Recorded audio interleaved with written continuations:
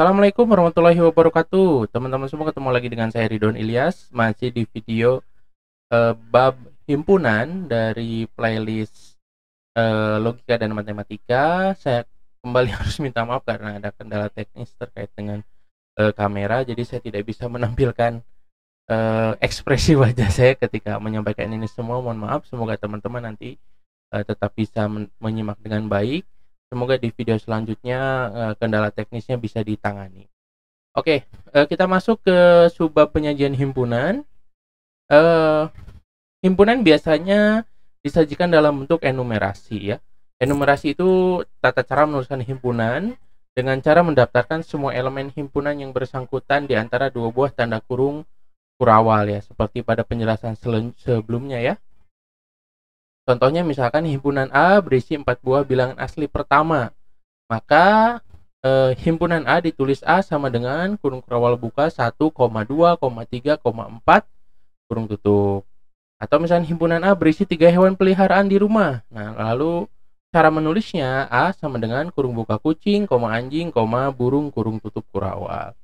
Lalu misalkan himpunan alfabet ya, ditulis A, B, C, D seterusnya. Nah, ini karena alfabet itu terdefinisi dengan jelas, maka antara D dan X ini menggunakan titik-titik. Ini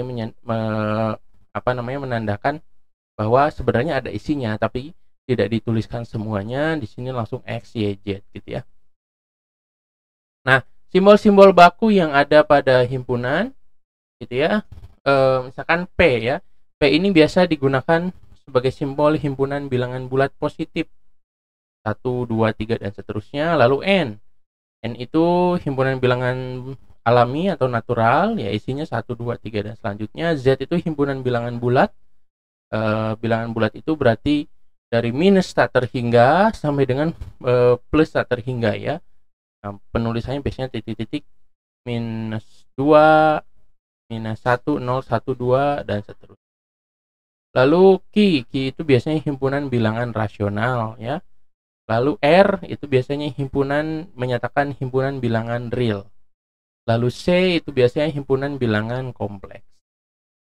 Nah, himpunan juga bisa dibentuk dalam bentuk notasi. Caranya seperti ini ya, notasi titik 2 kurung kurawal X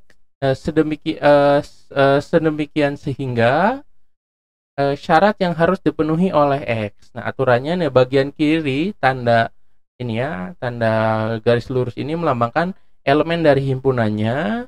Lalu tanda ini ya, tegak seperti ini ya, garis seperti ini dibaca di mana atau sedemikian hingga ya. Lalu bagian kanan dari pemisahnya ini menunjukkan syarat keanggotaan himpunan ya. Jadi ada syaratnya sehingga si X ini masuk dalam anggota himpunan. Lalu setiap tanda koma di dalam syarat ini di bagian kanan ini dibaca sebagai dan.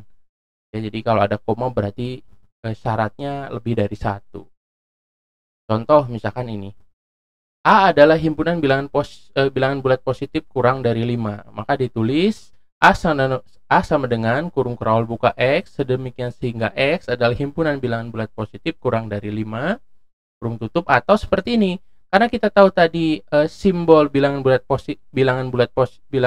itu simbolnya P gitu ya, maka penulisannya A sama dengan kurung kurawal buka X sedemikian sehingga X anggota dari P dan X kurang dari 5 ya. Ini tanda koma di sini menyatakan dua syarat. X-nya adalah bagian dari himpunan bilangan bulat positif dan X-nya kurang dari 5.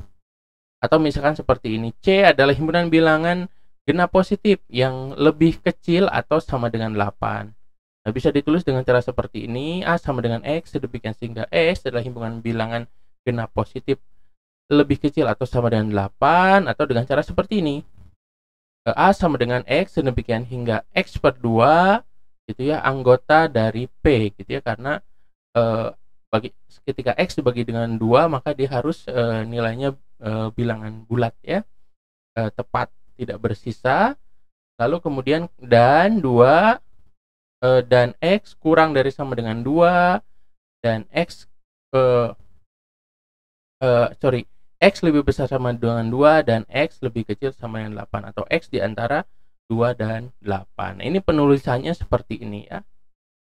Nah, penyajian himpunan juga bisa menggunakan diagram Venn seperti ini.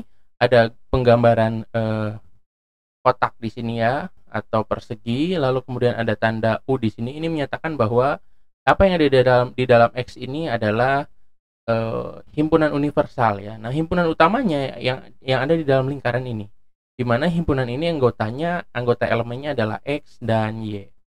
Atau bisa juga dengan cara seperti ini, diberi tanda titik di bawah anggota himpunannya, lalu bagian diagram universalnya boleh tanpa ada kotak tadi ya, penutup atau ditutupi si X-nya boleh juga dibuka seperti ini. Nah, bisa juga seperti ini, misalnya himpunannya lebih dari satu, lalu kemudian ada irisan di antara dua himpunan itu, dan ada anggota di luar dari himpunan A dan B yang masuk ke himpunan universal. Misalnya di sini angka 13 ya. Ini adalah contoh penggambaran dari dua buah himpunan yang dia memiliki irisan 6 dan 7. 6 dan 7 ini adalah anggota dari A dan juga anggota dari B gitu. Dan ada anggota yang memang di luar dari himpunan A dan B, yaitu 13.